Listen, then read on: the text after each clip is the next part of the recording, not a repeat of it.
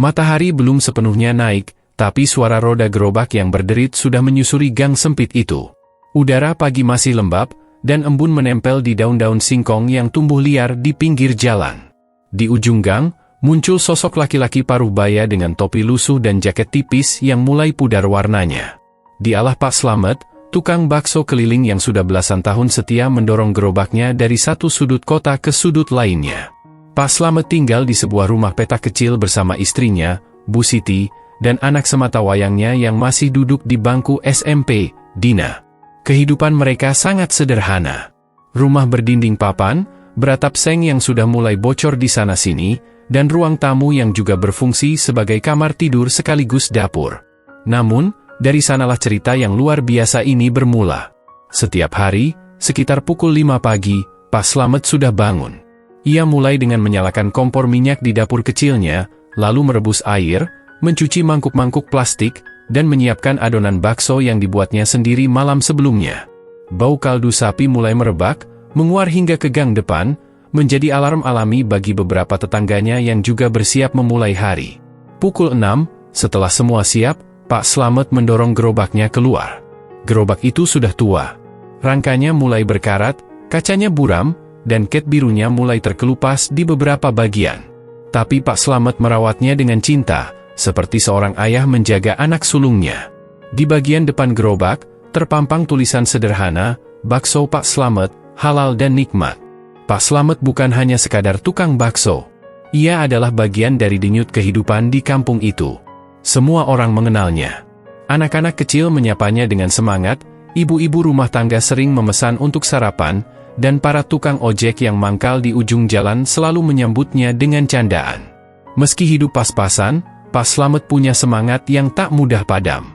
Latar belakang hidupnya bukanlah sesuatu yang istimewa. Ia lulusan SD, sempat bekerja sebagai kuli bangunan sebelum akhirnya memutuskan untuk menjual bakso karena penghasilan dari mengangkut batu tidak cukup untuk menyekolahkan Dina. Berjualan bakso awalnya hanyalah jalan terakhir, tapi lama-lama menjadi cinta yang ia rawat. Yang penting halal, Matt, begitu kata almarhum ayahnya dulu. Nasihat itu terus melekat di hatinya.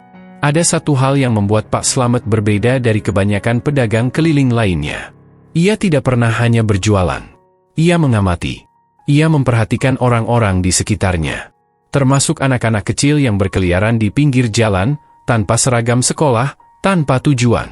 Setiap kali melewati mereka, Pak Slamet selalu merasa ada yang mengganjal di dadanya. Harusnya mereka sekolah, gumamnya suatu pagi, saat melihat dua anak kecil sedang memulung di dekat pasar lama. Hari itu, seperti biasa, Pak Slamet memulai rute kelilingnya dari gang rumahnya, melewati jalan utama, kemudian menuju pasar kecil di ujung kota. Ia sudah hafal titik-titik pelanggan tetapnya. Kadang, ia berhenti lebih lama di satu tempat untuk menunggu anak-anak sekolah lewat. Mereka sering membeli satu mangkuk kecil berdua, sambil bercanda dan tertawa. Melihat itu, entah mengapa, Pak Slamet merasa harinya lengkap. Bakso Pak Slamet enak, ya.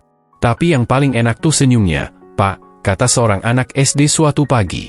Pak Slamet tertawa, mencubit lembut pipi anak itu. Wah, kamu bisa jadi penyiar radio nanti. Ia tak pernah menolak anak-anak yang ingin makan tapi tidak punya uang.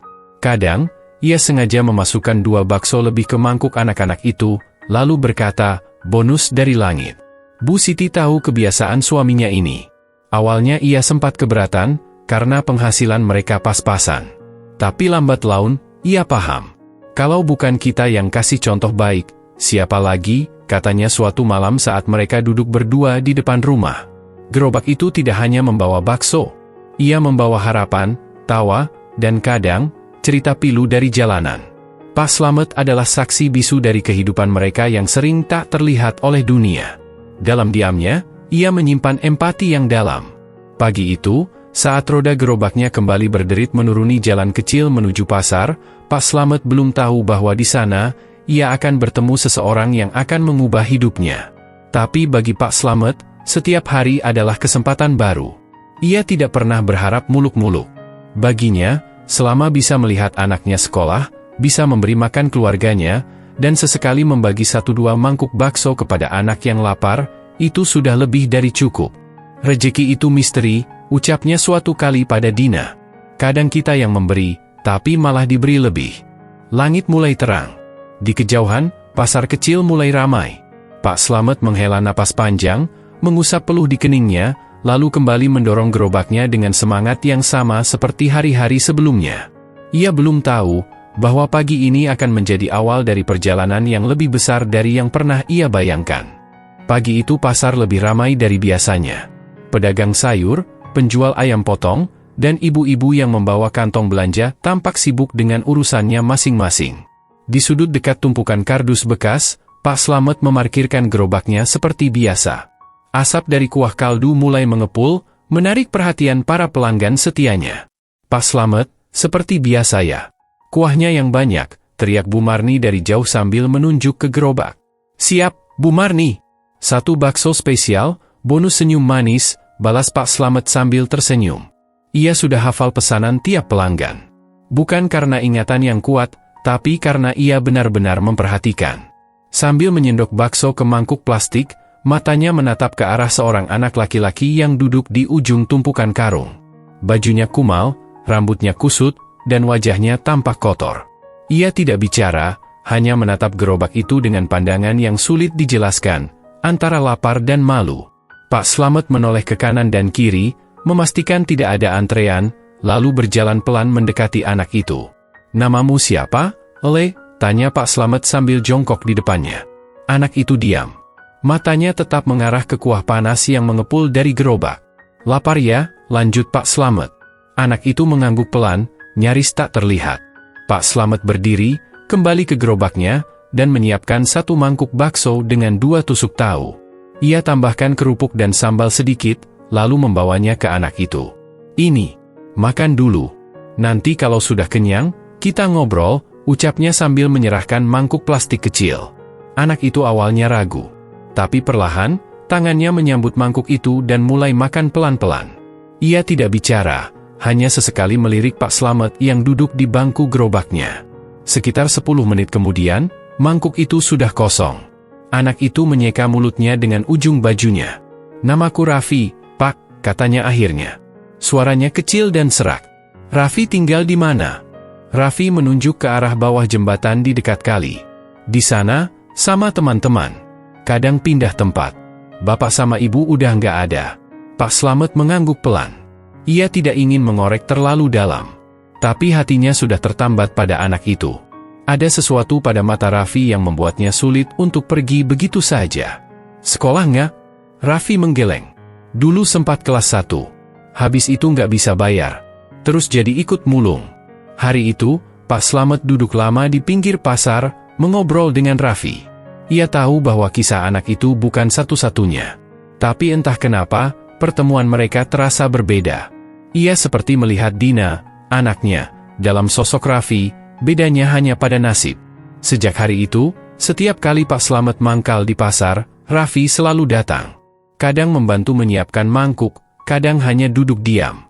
Pak Slamet mulai membawakannya roti atau nasi bungkus kecil. Tidak setiap hari, tapi cukup sering untuk membuat Raffi merasa tidak sendirian. Beberapa pedagang mulai menyadari kehadiran anak itu. Ada yang sinis, ada juga yang acuh. Itu anak jalanan ya, Pak Slamet? Hati-hati, suka nyolong, bisik salah satu pedagang sayur. Pak Slamet hanya tersenyum. Kalau kita perlakukan dia kayak pencuri, ya dia akan merasa itu identitasnya. Tapi kalau kita ajak dia percaya diri, mungkin dia bisa jadi lebih dari itu. Pak Slamet bukan orang kaya. Tapi ia punya sesuatu yang jarang dimiliki banyak orang, keyakinan bahwa setiap orang punya peluang untuk berubah, asal ada yang percaya padanya. Hari berganti minggu. Raffi mulai ikut mendorong gerobak Pak Slamet setiap pagi. Tidak ada imbalan, hanya makan siang dan tempat duduk di samping gerobak. Tapi ia tampak senang. Pak Slamet mulai bertanya-tanya, bagaimana jika Raffi bisa sekolah lagi? Bagaimana caranya? Suatu malam, ia berbincang dengan Bu Siti tentang hal itu. Ibu, kalau kita sisihin sedikit penghasilan buat bantu anak itu sekolah, kira-kira cukup nggak? Bu Siti menatap suaminya. Kita sendiri pas-pasan, Matt. Tapi kalau kamu yakin, ayo kita coba. Asal jangan sampai Dina kekurangan. Pak Slamet mengangguk mantap. Aku nggak janji besar, tapi kalau bisa bantu dia beli seragam dan masuk sekolah lagi, Itu sudah cukup. Malam itu, Pak Slamet tidur dengan pikiran penuh rencana. Bukan tentang keuntungan jualan esok hari, tapi tentang bagaimana cara membawa Raffi kembali ke bangku sekolah. Di dunia yang seringkali sibuk mengejar target dan untung rugi, Pak Slamet memilih menaruh harapan pada sesuatu yang sederhana, bahwa satu anak jalanan bisa punya masa depan jika ada satu orang yang peduli. Dan pagi-pagi berikutnya, gerobak bakso Pak Slamet kembali menyusuri jalanan, dengan satu anak di sampingnya yang kini mulai tersenyum sedikit lebih sering. Pak Slamet belum tahu, tapi pertemuannya dengan Raffi bukan sekadar kebetulan. Itu adalah awal dari sesuatu yang jauh lebih besar dari sekadar semangkuk bakso hangat di pagi hari. Hari-hari berlalu, dan Raffi semakin akrab dengan Pak Slamet.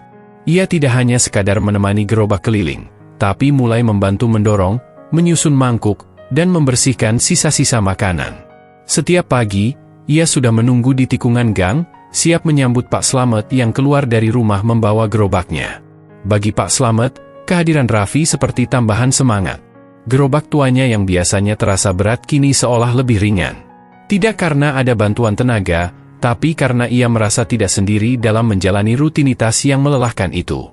Namun, benih resah juga mulai tumbuh di hati Pak Slamet. Ia tidak tega melihat Raffi hidup di bawah jembatan, tidur beralaskan kardus, dan makan seadanya. Setiap kali menatap wajah anak itu, ia selalu terbayang wajah Dina, anaknya. Ia membayangkan, bagaimana jika nasib mempermainkan arah, dan Dina yang hidup seperti itu, pasti hatinya tidak akan sanggup. Suatu sore, setelah berjualan, Pak Slamet duduk di teras rumah kecilnya. Ia menghitung uang hasil jualan hari itu, tidak banyak, hanya cukup untuk beli beras, gas LPG, dan sedikit uang saku untuk Dina esok hari. Namun di sela-sela lembaran uang itu, Pak Slamet menaruh harapan. Ia mulai berpikir, apakah mungkin menyisihkan sedikit dari penghasilannya untuk Raffi? Mungkin tidak banyak, tapi cukup untuk membelikan seragam bekas, buku tulis, dan membayar uang daftar sekolah. "Bu, aku kepikiran soal Raffi," ujarnya malam itu saat makan bersama. Bu Siti mengangguk pelan. "Aku tahu, kamu nggak pernah bisa sembunyikan isi pikiranmu. Aku pengen bantu dia sekolah lagi. Dia anak baik, Bu. Aku lihat dia punya semangat. Cuma nggak ada yang bantuin." Bu Siti meletakkan sendoknya. "Kita nggak punya lebih, Matt. Tapi kalau kamu yakin, ayo kita sisihkan. Mungkin tiap hari cuma bisa 1.000-2.000. Tapi kalau dikumpulin, bisa jadi jalan buat anak itu." Pak Slamet mengangguk. Tidak ada diskusi panjang. Tidak ada strategi besar. Hanya niat yang tumbuh dari hati, dan tekad untuk menjalankannya. Mulai hari itu, Pak Slamet menyisihkan Rp3.000 dari hasil jualannya setiap hari. Uang itu ia masukkan ke dalam kaleng biskuit bekas yang disimpan di atas lemari, di balik tumpukan kain. Ia tidak bilang pada siapapun, termasuk Raffi. Sebulan kemudian, saat kaleng itu mulai terisi, Pak Slamet mendatangi SD dekat pasar, tempat Raffi dulu pernah sekolah. Ia bertemu dengan kepala sekolah dan menceritakan keadaan Raffi. "Pak, kalau ada anak yang putus sekolah karena biaya, apakah masih bisa daftar lagi?" tanyanya hati-hati. Kepala sekolah, Bu Nur, seorang perempuan paruh baya yang murah senyum, mengangguk. "Bisa, Pak. Selama orang tuanya atau walinya bersedia, kami terbuka. Kalau masalah biaya, ada program bantuan dari pemerintah." Pak Slamet menarik napas lega. "Saya bukan orang tuanya. Tapi saya yang akan urus semuanya." Hari berikutnya, ia mengajak Raffi ke sekolah itu. Awalnya Raffi menolak. "Pak, saya malu. Saya udah lama nggak sekolah. Saya takut diketawain," katanya dengan wajah cemas. Pak Slamet menepuk pundaknya. "Nggak usah malu. Justru kamu harus bangga. Banyak anak pengen sekolah tapi nggak punya keberanian kayak kamu." Dengan setelan baju seadanya, Raffi berdiri di depan kantor sekolah. Ia menunduk, canggung.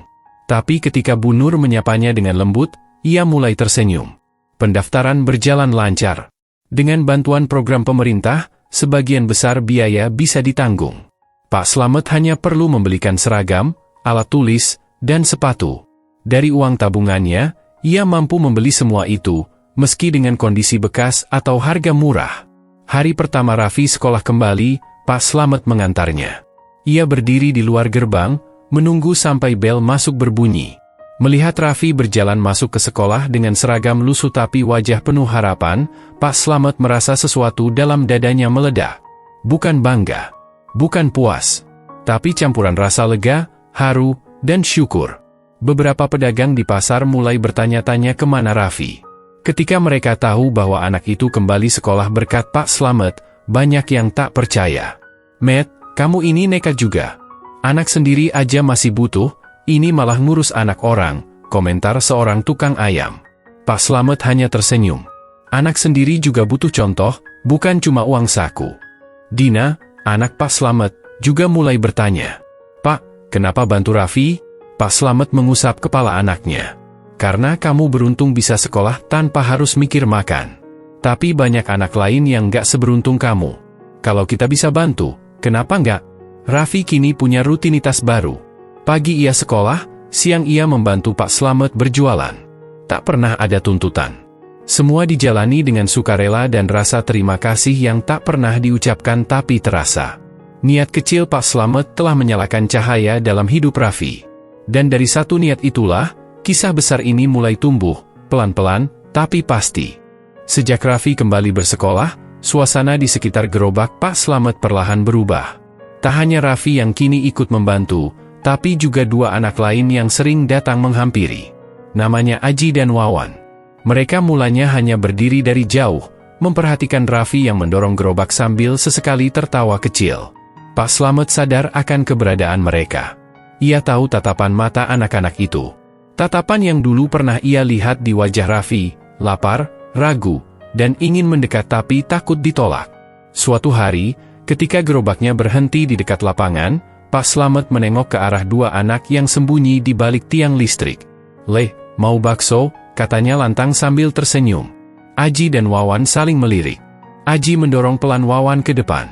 Perlahan, mereka berjalan menghampiri. "Ini, makan dulu. Nggak usah malu. Saya teman semua anak baik," ujar Pak Slamet sambil menyerahkan dua mangkuk kecil. Raffi duduk di samping mereka, mengajak bicara. Tak lama, mereka sudah akrab. Mulailah hari-hari baru di mana gerobak Pak Slamet bukan hanya tempat jualan, tapi juga seperti pangkalan kecil anak-anak jalanan. Tiap pagi, selalu ada saja yang datang. Ada yang membantu mengatur botol saus, ada yang sekadar duduk dan mendengarkan cerita Pak Slamet. Pak Slamet mulai mengenali nama mereka satu persatu. Ada Lina, si gadis kecil dengan rambut dikepang dua.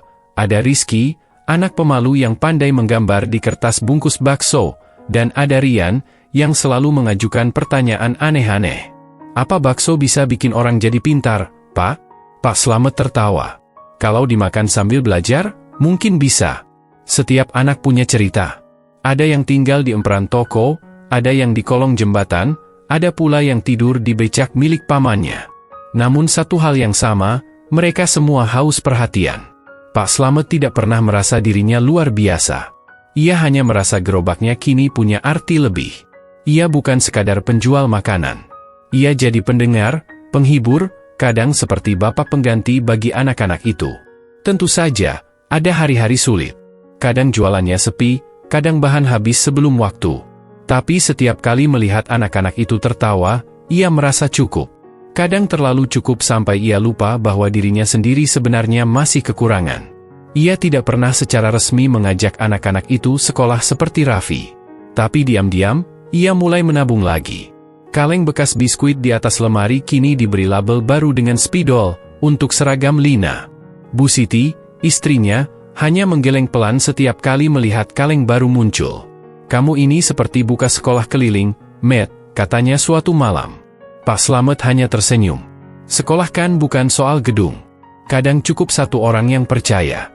Satu pagi, ketika ia lewat di depan toko roti, pemilik toko memanggil. "Pak Slamet, ini ada roti sisa kemarin. Masih layak makan. Kalau mau, ambil aja." Buat anak-anak itu, kebaikan mulai menjalar. Tak lagi hanya datang dari Pak Slamet, tapi juga orang-orang yang tersentuh oleh ketulusannya.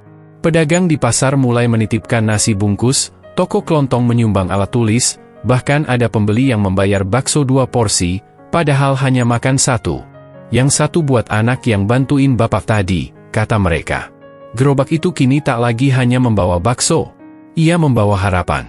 membawa rasa hangat yang tak bisa ditemukan dalam uang, tapi dalam senyum-senyum kecil anak-anak yang mulai merasa dianggap.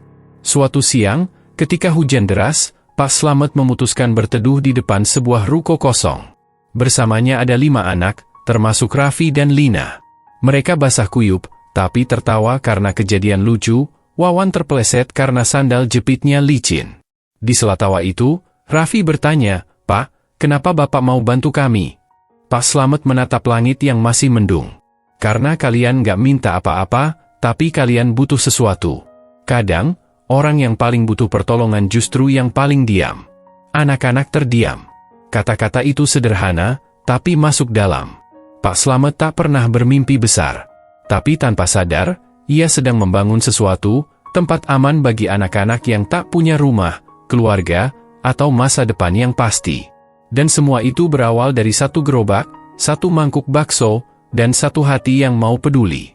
Hari-hari Pak Slamet makin sibuk. Gerobaknya kini bukan hanya tempat menjajakan bakso, tapi juga semacam pos kecil tempat anak-anak jalanan berkumpul. Di satu sisi, Pak Slamet merasa hidupnya lebih bermakna.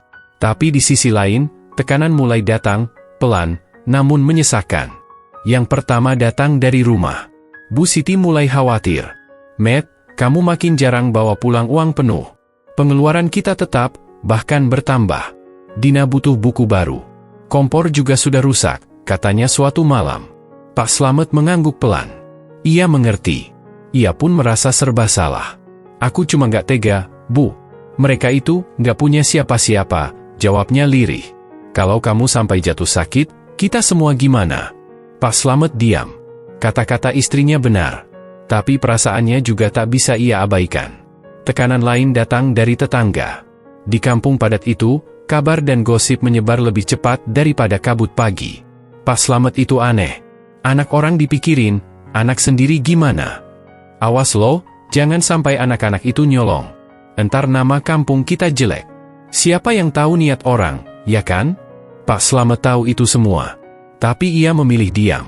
Ia tetap berjalan dengan kepala tegak, meski kadang harus menahan perih di dada. Ada hari di mana jualannya tak habis. Ia pulang membawa sisa bakso, tapi tak ada lagi nasi di rumah. Dina hanya makan dengan kecap. Bu Siti menahan lapar sambil berkata, "Ibu kenyang kok, Din." Pak Slamet menyendok mangkuk kosong, pura-pura kenyang juga. Suatu sore, Raffi datang sambil membawa surat dari sekolah.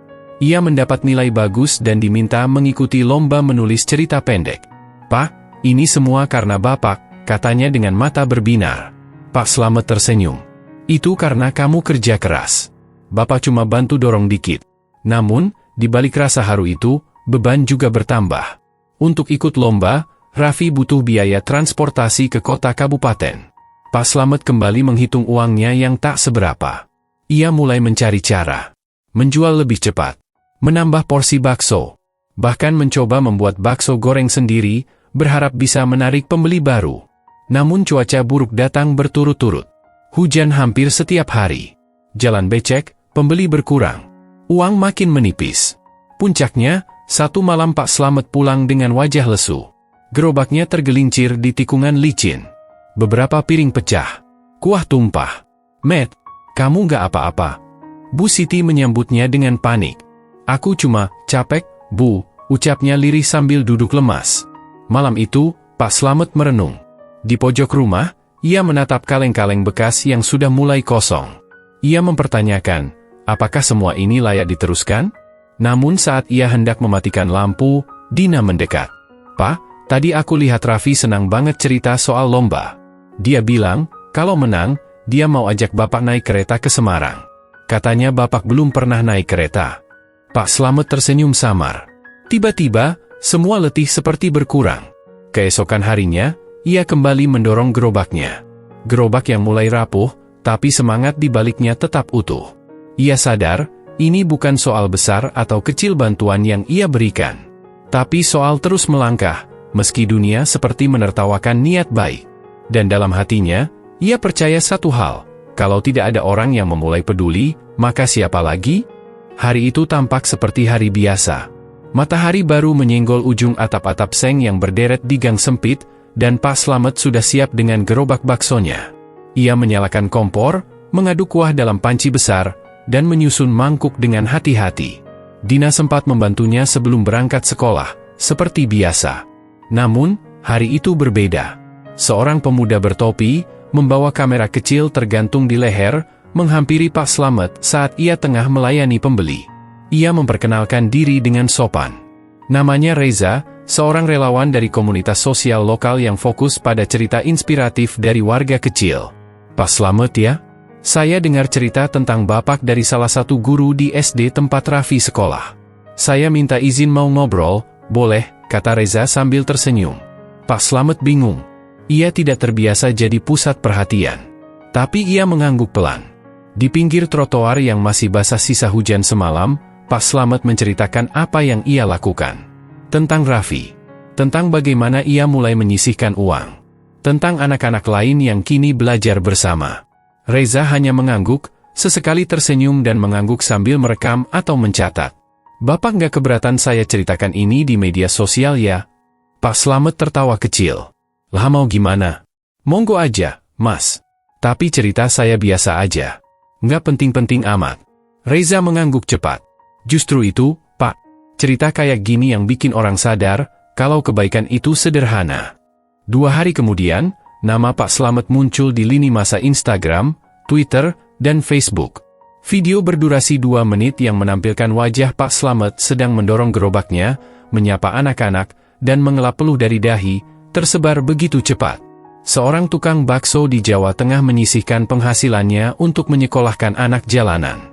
Tanpa pamrih, video itu menyentuh hati ribuan orang. Dalam 2 hari, tayangan melejit. Komentar mengalir deras, kagum, haru, bahkan rasa malu dari yang merasa hidupnya lebih dari cukup, tapi belum pernah membantu sesama. Di rumah, Bu Siti yang awalnya cemas, kini tersenyum bangga. Matt, lihat ini. Kamu masuk TV, katanya sambil menunjukkan layar ponsel. Pak Slamet hanya mengangkat alis. Ia nyaris tak percaya. Layar menampilkan dirinya sedang mengaduk bakso, dengan narasi penuh pujian. Gila ya, Pak? Bapak sekarang viral, kata salah satu pelanggan muda sambil mengambil selfie diam-diam. Pak Slamet hanya bisa tersenyum bingung. Keesokan harinya, datang seseorang yang tak dikenalnya. Seorang wanita muda membawa kardus besar. Pak Slamet, saya Kirana, mewakili teman-teman komunitas online. Ini bantuan buku tulis, alat gambar, dan seragam sekolah untuk anak-anak yang Bapak bantu. Pak Slamet nyaris menangis. Ia tak tahu harus berkata apa. Tak berhenti di situ. Beberapa hari kemudian, datang lagi relawan dari luar kota. Mereka ikut berjualan, membantu membagikan makanan gratis ke anak-anak di sekitar tempat Pak Slamet mangkal. Gerobaknya dikelilingi bukan hanya oleh anak-anak, tapi juga para mahasiswa, jurnalis, dan warga yang penasaran. Raffi melihat semua itu dengan mata berbinar. Pak, kita kayak masuk TV beneran ya? Pak Slamet tertawa, iya, tapi jangan lupa belajar. Ini semua bukan buat pamer. Buat jadi lebih baik. Bantuan mulai mengalir. Ada yang mengirimkan dana lewat rekening warung terdekat, karena Pak Slamet tak punya rekening sendiri. Ada pula yang mengirimkan perlengkapan sekolah, bahkan sepatu dan tas baru. Gerobak Pak Slamet yang semula sederhana, kini dicat ulang oleh seorang seniman jalanan yang tergerak hatinya. Dinding gerobak itu kini bergambar anak-anak tersenyum dengan latar belakang sekolah. Di bawahnya tertulis, Gerobak Harapan. Tapi meski semua berubah di sekitarnya, Pak Slamet tetap Pak Slamet. Ia tetap bangun pagi, tetap mendorong gerobaknya keliling, tetap melayani dengan sabar. Ia hanya sedikit lebih sering tersenyum, karena hatinya merasa dikuatkan. Di malam hari, ia duduk bersama Bu Siti di teras rumah mereka yang sempit. Bintang terlihat cerah. Bu, aku nggak nyangka semua ini bisa terjadi. Aku cuma niat bantu satu anak. Tapi ternyata, Allah yang teruskan, katanya pelan. Bu Siti menggenggam tangannya. Dari dulu aku tahu, kamu itu baik, Matt. Cuma sering kamu pikir hidup itu cukup-cukup aja. Tapi ternyata, hati kamu nggak bisa diam lihat orang susah. Pak Slamet menatap langit. Ia tak butuh jadi orang hebat. Tapi malam itu, ia tahu, kebaikan sekecil apapun, akan sampai pada takdir besar jika dilakukan dengan ikhlas. Dan sejak itu, cahaya dari media sosial terus menyinari gerobak tuanya. Namun Pak Slamet tak menganggap itu akhir. Justru ia merasa, Inilah awal yang baru. Ia mulai memikirkan sesuatu yang lebih. Kalau anak-anak ini makin banyak, gimana ya, Bu? Apa kita bisa pinjam tempat buat mereka belajar bareng? Nggak enak terus-terusan di pinggir jalan. Ide itu dibawa oleh Reza ke komunitasnya. Dalam 2 minggu, mereka berhasil menyewa sebuah ruangan kecil bekas gudang di belakang balai RW. Ruangan itu dibersihkan, dicat, dan diisi karpet serta papan tulis sederhana. Anak-anak menyebutnya kelas bakso. Di sana, tiap sore, setelah jam sekolah, anak-anak berkumpul. Belajar, menggambar, membaca buku. Pak Slamet duduk di pojok ruangan sambil mengupas bawang dan menyiapkan bakso goreng. Ia bukan guru, tapi ia jadi alasan kenapa anak-anak itu punya semangat. Seorang wartawan dari Jakarta datang dan mewawancarainya. Pak Slamet, apa Bapak merasa sekarang sudah sukses? Pak Slamet tertawa kecil. Saya ini siapa, Mas? Orang biasa. Sukses itu kalau saya bisa lihat anak-anak itu tumbuh dan jadi orang baik. Kalau soal saya, cukup bisa makan dan lihat mereka tertawa, itu udah lebih dari cukup. Wartawan itu menunduk. Tak bisa berkata apa-apa. Pak Slamet bukan pahlawan dengan jubah. Tapi kebaikannya, yang tak pernah menuntut pamrih, menyentuh jauh lebih banyak hati daripada yang bisa dihitung dengan jempol atau tanda suka. Dan semua itu bermula dari satu hal kecil, gerobak bakso yang didorong dengan hati. Hari-hari berikutnya, Pak Slamet terus berdagang seperti biasa. Tapi ia tahu, ia tak lagi sendirian. Di belakangnya, ada barisan harapan yang ia bantu bangkit, ada tangan-tangan yang siap menopangnya, dan ada suara-suara kecil yang menyebut namanya bukan karena ia viral, tapi karena ia tulus. Cahaya itu, cahaya dari media sosial, mungkin akan meredup suatu hari. Tapi jejaknya tak akan pernah hilang.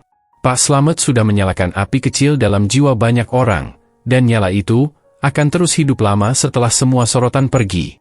Nama Pak Slamet tak hanya menjadi pembicaraan di lingkungannya. Seminggu setelah unggahan Reza viral, beberapa akun media besar mulai mengangkat kisahnya. Foto gerobaknya yang dicat penuh warna dengan tulisan, "Gerobak Harapan," tersebar di berbagai media sosial dan situs berita daring. Tukang bakso dari Jawa Tengah ini bantu anak jalanan sekolah, tanpa minta imbalan. Begitu salah satu judul berita yang menampilkan wajah Pak Slamet sedang tersenyum di samping gerobaknya. Respons masyarakat luar biasa. Pesan-pesan dari berbagai daerah masuk ke kolom komentar dan inbox komunitas Reza.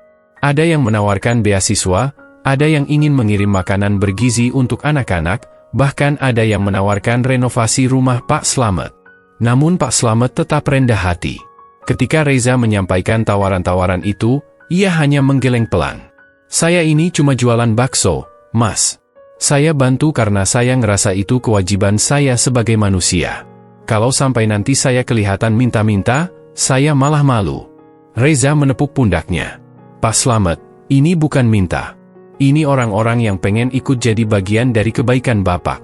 Di hari Minggu, komunitas Reza bersama warga sekitar mengadakan acara kecil di lapangan kosong dekat gang rumah Pak Slamet.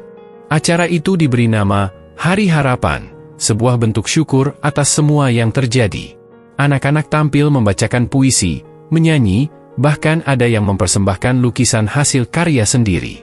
Salah satu lukisan paling menyentuh adalah milik Raffi. Ia menggambar Pak Slamet dengan gerobaknya, dikelilingi anak-anak yang tersenyum. Di bagian bawah lukisan tertulis, "Terima kasih, Pak. Anda pahlawan kami." Pak Slamet tak kuasa menahan air mata. Ia bukan orang yang mudah menangis, tapi hari itu berbeda. Ia berdiri di depan kerumunan, tangan gemetar memegang mikrofon pinjaman. "Saya nggak bisa banyak ngomong. Saya cuma mau bilang, saya nggak nyangka hidup saya yang sederhana bisa bikin orang lain ikut bergerak. Terima kasih udah ngasih saya semangat buat terus berbuat baik." Tepuk tangan menggema. Banyak yang merekam momen itu, dan dalam hitungan jam, videonya kembali viral. Kali ini bukan hanya media sosial lokal yang memberitakan, tapi juga media nasional. Beberapa televisi menyiarkan potongan video acara tersebut. Tak lama kemudian, undangan dari berbagai institusi datang. Universitas, komunitas, bahkan sekolah-sekolah mengundang Pak Slamet untuk bercerita. Namun ia tetap memilih untuk fokus berjualan dan menemani anak-anak. "Saya nggak terbiasa ngomong di depan orang banyak. Saya lebih nyaman dorong gerobak, Mas," ucapnya sambil tertawa saat Reza menawarkan undangan seminar. Namun, meskipun menolak tampil di banyak acara, kehadiran Pak Slamet makin terasa di hati banyak orang. Sebuah komunitas di Jakarta menggalang donasi untuk membangun tempat belajar permanen di kampung Pak Slamet. Mereka mengumpulkan dana dari netizen dan terkumpul cukup untuk menyewa sebuah rumah kecil selama 2 tahun. Kami ingin membantu mimpi Pak Slamet, agar anak-anak punya tempat belajar yang layak dan tidak di pinggir jalan, kata salah satu perwakilan komunitas itu. Hari peresmian tempat belajar itu menjadi salah satu hari paling mengharukan dalam hidup Pak Slamet. Rumah kecil berwarna cerah itu diberi nama Rumah Harapan Pak Slamet. Di dindingnya terpampang foto-foto anak-anak belajar, membaca, dan bermain. Ada pula kutipan yang diambil dari ucapan Pak Slamet, "Kalau bukan kita yang mulai peduli, siapa lagi?" Pak Slamet berdiri di depan rumah itu, dikelilingi oleh anak-anak dan warga yang datang memberi dukungan. Ia tak bisa menyembunyikan senyumnya, walau air mata mengalir tanpa bisa dicegah. "Pak, ini semua karena Bapak," kata seorang ibu dari kampung sebelah yang membawa 2 anaknya untuk bergabung. Pak Slamet menunduk, "Ini karena kita semua saling bantu. Saya cuma ngedorong gerobak, yang lainlah yang bikin ini semua jadi nyata." Hari-hari berikutnya, gerobak Pak Slamet tak pernah sepi. Bahkan ada orang dari luar kota yang sengaja datang hanya untuk membeli semangkuk bakso sambil menyampaikan rasa kagum mereka. Sebagian besar membawa donasi kecil, buku bekas, alat tulis, atau sekadar mainan. Anak-anak yang dulu hanya berani bermain di pinggir jalan, kini punya tempat. Mereka belajar, bercita-cita, dan menuliskan harapan mereka di dinding kertas di kelas kecil itu. Ada yang ingin jadi guru, dokter, bahkan seorang anak menulis, "Aku ingin seperti Pak Slamet." Bikin orang senang. Pak Slamet kerap duduk diam di sudut ruangan sambil menyiapkan bahan dagangannya. Ia tak ingin jadi pusat perhatian. Tapi tak jarang, ia tak bisa menahan rasa harunya saat membaca tulisan-tulisan anak-anak itu. Satu malam, Bu Siti bertanya, "Matt, kamu gak capek?" Ia mengangguk. "Capek, Bu. Tapi kalau tidur, capeknya hilang. Tapi kalau aku berhenti bantu anak-anak ini, yang hilang bukan cuma capek, tapi hati juga kayak kosong." Bu Siti menatap suaminya penuh rasa bangga. Ia yang dulu khawatir soal ekonomi, kini tahu bahwa hidup mereka mungkin tetap sederhana, tapi sangat kaya makna. Sementara itu, Raffi berkembang pesat. Ia menjadi penggerak anak-anak lain untuk belajar lebih rajin. Ia sering membantu Pak Slamet mengatur waktu belajar dan membimbing adik-adiknya dalam membaca. "Pak, kalau nanti aku besar, aku mau jadi guru. Biar anak-anak lain gak perlu nunggu orang baik seperti Bapak buat bisa sekolah," katanya suatu sore. Pak Slamet menepuk bahunya. "Kalau semua anak kayak kamu, Pak Slamet bisa pensiun lebih cepat." Tawa mereka pecah, sederhana, tapi penuh arti. Reza, yang sejak awal menjadi jembatan antara kisah Pak Slamet dan dunia luar, akhirnya menulis artikel panjang tentang perjalanan ini. Artikel itu dimuat di sebuah majalah nasional dan diberi judul, "Gerobak Harapan, Kisah Nyata yang Menghidupkan Hati." Artikel itu menutup dengan kalimat, "Pak Slamet tak mengubah dunia dengan uang atau kekuasaan. Ia mengubah dunia dengan satu semangkuk bakso, dan hati yang tak pernah lelah memberi." Kini, Pak Slamet dikenal bukan hanya di kampungnya. Ia menjadi lambang bahwa orang biasa, dengan niat luar biasa, bisa mengubah nasib banyak orang. Meski demikian, ia tetaplah Pak Slamet yang sama. Ia masih menyiapkan dagangan sejak subuh, masih menyapa pelanggan dengan senyum, dan masih melayani anak-anak dengan sabar. Ia percaya, selama gerobaknya masih bisa didorong, selama tangannya masih kuat mengaduk kuah, selama masih ada anak yang butuh dorongan, ia akan tetap berjalan. Dan kisahnya, dari viral hingga penuh haru, tak akan pernah selesai. Karena setiap hari, ada harapan baru yang ia hidupkan. Hari itu seperti hari biasanya. Pak Slamet bangun sebelum subuh, menyiapkan bahan-bahan bakso dengan telaten. Ia merebus tulang sapi untuk kaldu, menggiling daging, menyiapkan pentol, dan mengisi gerobak dengan perlengkapan jualannya. Meski usianya tak lagi muda, semangatnya tak pernah luntur. Dina, putri sematawayangnya, membantu menggulung tisu dan merapikan sendok-sendok plastik. Sementara itu, Bu Siti menyiapkan sarapan seadanya, nasi, tempe goreng, dan sambal terasi. "Pak, jangan lupa mampir ke lapangan sore nanti. Anak-anak mau kasih kejutan," kata Dina sambil menyuapkan sarapan ke mulutnya. Pak Slamet tertawa. Wah, Bapak jadi takut. Jangan-jangan disuruh joget di depan umum. Setelah sarapan, ia pun mulai mendorong gerobaknya. Hari itu matahari bersinar cerah. Di jalan, ia menyapa pelanggan tetap, termasuk para tukang bangunan dan pedagang pasar. Suasana hati Pak Slamet ringan. Tidak ada firasat apapun tentang apa yang akan terjadi nanti. Sekitar pukul 10 pagi, ketika ia berhenti di dekat SD tempat Raffi dan teman-temannya sekolah, sebuah mobil hitam berhenti tidak jauh dari gerobaknya. Mobil itu tampak mencolok di antara hiruk-pikuk jalanan sempit. Dua pria berpakaian rapi keluar dari dalam mobil, diikuti oleh seorang perempuan muda dengan kamera dan mikrofon. Mereka melihat sekeliling, lalu salah satu dari mereka melangkah ke arah Pak Slamet. Selamat pagi, Pak. Apakah ini gerobak harapan milik Pak Slamet? Pak Slamet mengernyit. Iya, saya sendiri. Ada yang bisa saya bantu, Pak? Pria itu tersenyum. Perkenalkan, saya dari kantor Gubernur Jawa Tengah. Kami sudah mengikuti kisah Bapak beberapa minggu terakhir. Hari ini kami datang bersama rekan dari media dan yayasan sosial. Boleh kami sedikit mewawancarai Bapak? Pak Slamet hampir menjatuhkan sendoknya. Ia tidak tahu harus menjawab apa. Orang-orang mulai berdatangan, penasaran dengan kerumunan itu. Raffi dan beberapa anak keluar dari sekolah sambil bersorak, Pak Slamet di TV. Pak Slamet masuk berita lagi. Dengan canggung, Pak Slamet mengangguk. Ia diarahkan untuk duduk di bangku kecil di samping gerobaknya, dengan kamera menghadap. Perempuan muda yang membawa mikrofon mulai berbicara. Selamat siang, pemirsa. Hari ini kami hadir langsung di lapangan untuk bertemu sosok inspiratif dari pinggiran kota kecil di Jawa Tengah, Pak Slamet, seorang penjual bakso keliling yang telah mengubah hidup anak-anak jalanan melalui ketulusan dan pengabdiannya. Pak Slamet merasa seperti berada di dunia lain. Wajahnya panas, tangan gemetar, tapi ia berusaha tetap tersenyum. Ia menjawab pertanyaan-pertanyaan singkat tentang bagaimana ia memulai membantu anak-anak, apa motivasinya, dan bagaimana tanggapan warga sekitar. Di tengah wawancara, pria dari kantor gubernur membuka map berisi dokumen. Pak Slamet, katanya, atas dedikasi Bapak yang luar biasa, kami bersama mitra sosial dan komunitas masyarakat ingin memberikan penghargaan kecil. Kami telah menyiapkan sesuatu yang kami harap bisa membantu Bapak dan keluarga menjalani kehidupan yang lebih layak. Pak Slamet menggeleng pelan. Saya nggak minta apa-apa, Pak. Saya cuma bantu semampu saya. Pria itu tersenyum. Justru karena Bapak tidak pernah meminta, kami semua jadi ingin memberi. Hari ini, kami ingin mengajak Bapak dan keluarga melihat sesuatu. Jika Bapak berkenan. Kamera terus merekam. Anak-anak bertepuk tangan. Bu Siti, yang datang tergopoh-gopoh setelah mendengar keramaian, menatap suaminya bingung. Ada apa ini, Matt? Bisiknya. Pak Slamet hanya menjawab lirih, aku juga nggak ngerti, Bu. Kayaknya dunia lagi bercanda sama aku. Mereka diajak naik ke dalam mobil. Pak Slamet, Bu Siti, dan Dina duduk terdiam sepanjang perjalanan. Mobil melaju ke arah barat, keluar dari kawasan padat ke area yang lebih tenang. Sekitar 20 menit kemudian, mereka tiba di sebuah kompleks perumahan sederhana. Mobil berhenti di depan sebuah rumah cat putih dengan pagar kecil berwarna biru muda.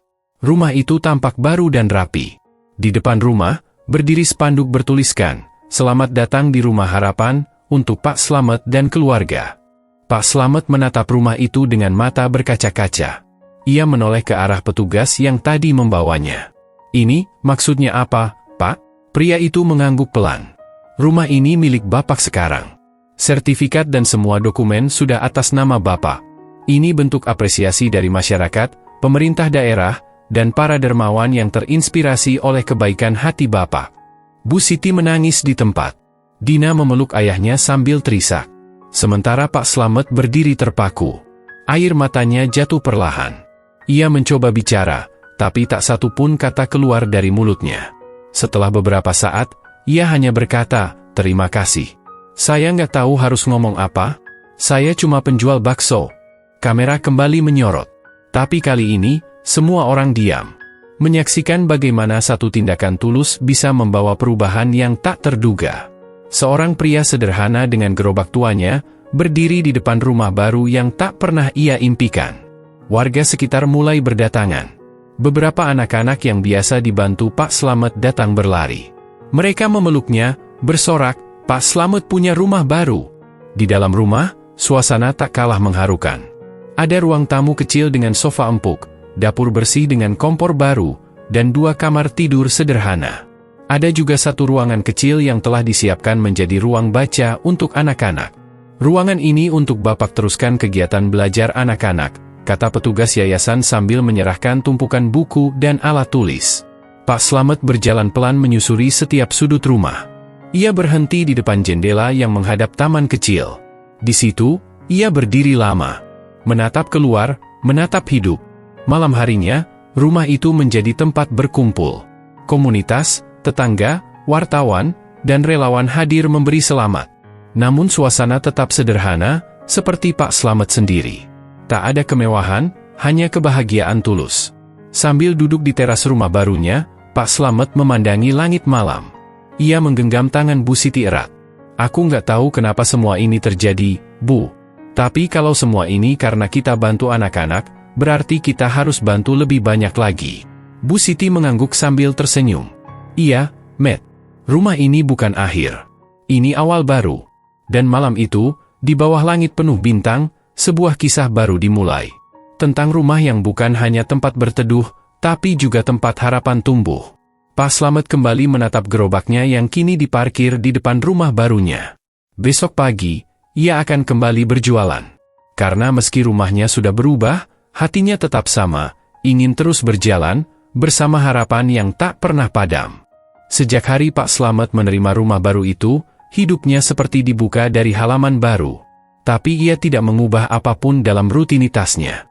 Keesokan harinya, ia tetap bangun pagi, menyiapkan bakso seperti biasa, dan mendorong gerobaknya keluar. Hanya saja, kali ini gerobaknya terlihat lebih bersih. Raffi dan teman-temannya mengecat ulang gerobak itu diam-diam malam sebelumnya.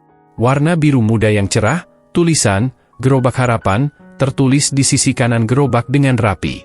Di atasnya, terdapat gambar tangan-tangan kecil menggenggam buku.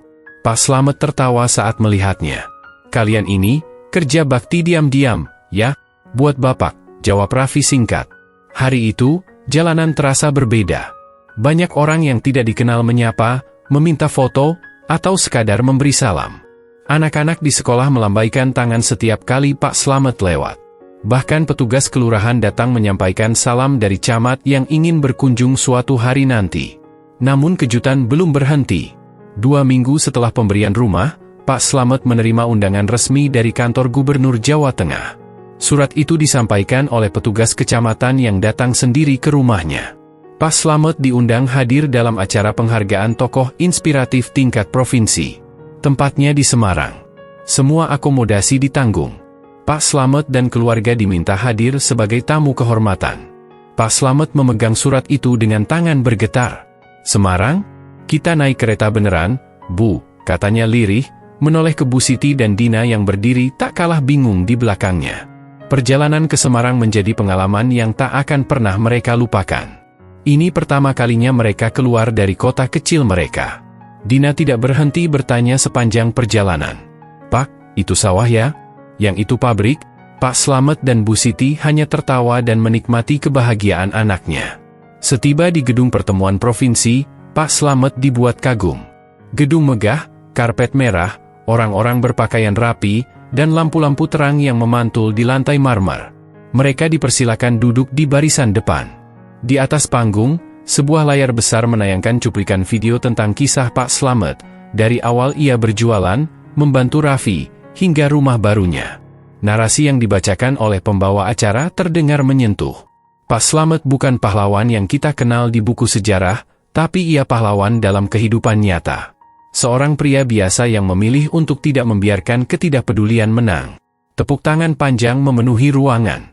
Kemudian, nama Pak Slamet dipanggil. Ia berjalan pelan ke atas panggung. Dengan mengenakan kemeja batik sederhana dan celana kain, ia tampak gugup. Namun senyumnya tetap hangat. Seorang tokoh nasional yang hadir malam itu menyerahkan plakat dan menyampaikan ucapan pribadi. "Saya terinspirasi, Pak Slamet. Kita butuh lebih banyak orang seperti Anda. Bukan karena besarnya bantuan, tapi ketulusan niat. Dunia ini tak kekurangan orang kaya, tapi kadang kekurangan orang baik. Pak Slamet mencoba bicara di mikrofon. Suaranya sedikit serak. Saya ini cuma tukang bakso, Pak, Bu. Saya nggak bisa pidato.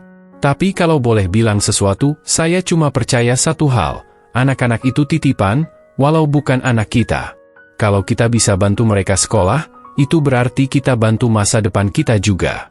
Ruangan kembali penuh tepuk tangan. Beberapa hadirin meneteskan air mata. Bu Siti dan Dina juga menangis di kursi mereka. Selesai acara, mereka diajak makan malam bersama para undangan penting. Di situ, seorang pengusaha muda menghampiri Pak Slamet. Pak Slamet, saya punya lembaga pendidikan. Kami ingin bantu anak-anak Bapak. Kami siap tanggung biaya sekolah mereka sampai SMA. Bahkan kalau mereka mau lanjut kuliah, saya akan carikan beasiswa. Pak Slamet tertegun. Mas, saya nggak tahu mau jawab apa. Tapi kalau ini buat anak-anak, saya terima dengan senang hati. Itu malam yang menggetarkan hati. Malam yang membuat Pak Slamet merasa, mungkin selama ini ia tidak berjalan sendiri. Mungkin, semesta memang sedang mengujinya, sebelum akhirnya mempertemukannya dengan orang-orang yang mau ikut berjalan bersama. Ketika mereka kembali ke kota kecilnya, sambutan dari warga luar biasa. Tetangga yang dulu sempat mencibir, kini datang membawa kue dan ucapan selamat. Pak Slamet, maaf ya dulu kami salah paham. Tapi sekarang, kami bangga punya tetangga seperti Bapak. Pak Slamet tidak menyimpan dendam. Ia hanya tertawa dan menyambut semua dengan hati terbuka.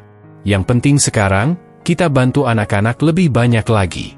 Saya percaya, kampung kita bisa jadi tempat yang baik buat mereka tumbuh. Dalam minggu-minggu berikutnya, rumah Pak Slamet sering dipakai sebagai tempat belajar.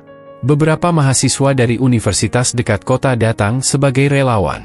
Mereka mengajar matematika, bahasa Inggris, bahkan keterampilan komputer. Gerobaknya tetap berputar setiap hari. Tapi kini, lebih dari sekadar menjual bakso, gerobak itu menjadi simbol. Simbol bahwa ketulusan tak pernah sia-sia. Di salah satu malam yang tenang, Pak Slamet duduk di teras rumah bersama Raffi. Pak, dulu waktu saya pertama kali makan bakso Bapak, saya pikir hidup saya nggak akan berubah. Tapi ternyata, satu semangkuk bakso itu nyelamatin hidup saya. Pak Slamet menepuk bahu Raffi. Bukan baksonya, Vi. Tapi kamu yang mau berubah. Bapak cuma bantu dorong. Dan langit malam itu terasa lebih luas dari biasanya. Di satu sisi, gerobak tua masih berdiri. Tapi di sisi lain, ada ruang belajar kecil, cahaya lampu yang hangat, dan suara anak-anak tertawa. Hadiah yang diterima Pak Slamet bukan cuma rumah, bukan juga plakat atau penghargaan. Hadiah sejatinya adalah melihat anak-anak yang dulu tanpa arah, kini punya tujuan. Dan bagi Pak Slamet, itu cukup. Lebih dari cukup. Hari-hari berlalu, tapi semangat Pak Slamet tak pernah surut. Sejak menerima rumah dan bantuan pendidikan dari berbagai pihak, kehidupannya memang lebih ringan, tapi ia tidak berubah. Ia tetap mendorong gerobaknya setiap pagi, menyapa pelanggan dengan senyuman yang sama, dan menyajikan bakso hangat dengan penuh ketulusan. Namun ada yang berbeda kini. Di belakang gerobaknya, tak hanya ada kuah mendidih dan mie kuning. Ada juga tumpukan buku-buku anak, papan tulis kecil, dan tempat pensil yang tertata rapi. Gerobak itu kini benar-benar menjadi gerobak harapan, bukan hanya menyuapi perut, tapi juga memberi makanan bagi pikiran. Anak-anak jalanan yang dulu dibantu Pak Slamet, kini bergantian membantu beliau berjualan di sela waktu sekolah mereka. Raffi kini duduk di kelas 2 SMP dan menjadi semacam ketua tidak resmi di antara anak-anak itu. Ia yang mengatur jadwal piket, siapa yang bantu dorong gerobak, siapa yang bertugas menjaga rak buku. Pak, hari ini giliran Adit bantu dorong. Saya jaga perpustakaan keliling aja ya, kata Raffi suatu pagi. Pak Slamet hanya mengangguk, senyumnya lebar. Bagus. Tapi jangan lupa belajar ya. Nanti sore kita latihan baca puisi lagi. Ya, kini setiap Sabtu sore, halaman rumah Pak Slamet disulap menjadi ruang kecil untuk kegiatan literasi. Ada yang belajar menggambar, ada yang menulis cerita, ada yang hanya mendengarkan dongeng dari mahasiswa relawan. Bu Siti juga ikut aktif. Ia kini dikenal sebagai Bu Guru Dadakan, karena sering mengajar anak-anak membaca dan berhitung dasar. Dina, yang kini duduk di kelas 5 SD, menjadi semacam adik kesayangan semua anak jalanan yang berkumpul di rumah mereka. Suatu hari, datang seorang ibu muda membawa anaknya. Pak Slamet, saya dengar dari tetangga, di sini bisa belajar gratis? Anak saya nggak sekolah sejak suami saya meninggal, katanya ragu. Pak Slamet menepuk pundaknya lembut. Boleh, Bu. Di sini semua boleh belajar. Kita nggak tanya latar belakang. Yang penting niatnya baik. Anak itu kemudian bergabung bersama anak-anak lain. Ia tertawa lepas, mungkin pertama kali setelah sekian lama. Warga sekitar pun mulai berubah. Mereka yang dulu ragu atau mencibir, kini malah ikut mendukung. Ada yang menyumbangkan buku, ada yang membantu memasak camilan untuk anak-anak. Bahkan ketua RT mengusulkan agar salah satu pos ronda dijadikan ruang belajar bersama. Pak Slamet, kalau bukan karena panjenengan, kami nggak akan sadar bahwa banyak anak di sekitar kita yang butuh perhatian, kata ketua RT suatu malam saat rapat kampung. Pak Slamet tersenyum. Saya cuma mulai dari 1 mangkuk bakso, Pak. Yang lain ikut nyambung karena kebaikan itu memang nular. Suatu sore, Raffi datang membawa kabar gembira. Ia menang lomba menulis cerita anak tingkat provinsi. Pak, cerita tentang gerobak Bapak menang. Judulnya, Bakso dan Buku di Pinggir Jalan, katanya sambil memeluk erat piagam kemenangannya. Pak Slamet menahan air mata. Wah, judulnya keren, Vi. Bisa bikin orang lapar sekaligus ingin baca. Kabar kemenangan Raffi semakin menyebar. Kini makin banyak yang ingin mengangkat kisah mereka ke berbagai media. Tapi Pak Slamet selalu menjawab dengan rendah hati. Kalau mau datang, silakan. Tapi jangan hanya buat liputan. Ajak juga buku, atau ajar anak-anak 1-2 jam. Sikap itu justru membuat gerakan kecil Pak Slamet makin besar. Beberapa sekolah mengadakan program kunjungan rutin ke Gerobak Harapan. Ada yang menjadikan kisah Pak Slamet sebagai bahan pelajaran karakter di sekolah. Satu hari, Bu Siti bertanya padanya, Matt, kamu pernah bayangin gak, semua ini bakal terjadi? Pak Slamet memandang langit. Senja mulai turun perlahan, warna oranye menyapu langit kampung mereka. Enggak, Bu. Dulu saya cuma pengen Raffi sekolah. Nggak nyangka jadi kayak begini. Tapi saya senang. Bukan karena dapat rumah atau dikenal orang. Tapi karena sekarang anak-anak itu punya masa depan. Itu yang bikin saya terus kuat. Bu Siti menggenggam tangannya erat. Kita mungkin nggak punya banyak, Matt. Tapi kita punya hati. Dan benar, warisan kebaikan bukan tentang materi. Tapi tentang teladan. Tentang pilihan untuk tidak menutup mata pada masalah yang nyata di depan mata. Kini, orang menyebut Pak Slamet bukan hanya sebagai tukang bakso, tapi sebagai pelita kecil di tengah kota kecil. Seorang biasa, yang memilih tidak jadi biasa saja. Raffi suatu hari pernah berkata kepada anak-anak baru yang datang, kalian mungkin merasa nggak punya siapa-siapa. Tapi di sini, kita punya satu sama lain. Dan kita punya Pak Slamet. Pak Slamet mendengar dari kejauhan. Ia tidak menyela. Hanya tersenyum sambil menuang kuah bakso ke mangkuk. Hari itu, dan hari-hari berikutnya, gerobaknya terus berjalan. Mungkin pelan. Tapi pasti. Membawa bakso, membawa buku, dan membawa harapan. Karena warisan kebaikan bukan dilihat dari berapa besar pemberian. Tapi dari seberapa lama dampaknya terasa, bahkan setelah pemberinya tiada. Dan Pak Slamet telah menulis warisan itu, di jalanan sempit, di senyum anak-anak, dan di hati banyak orang.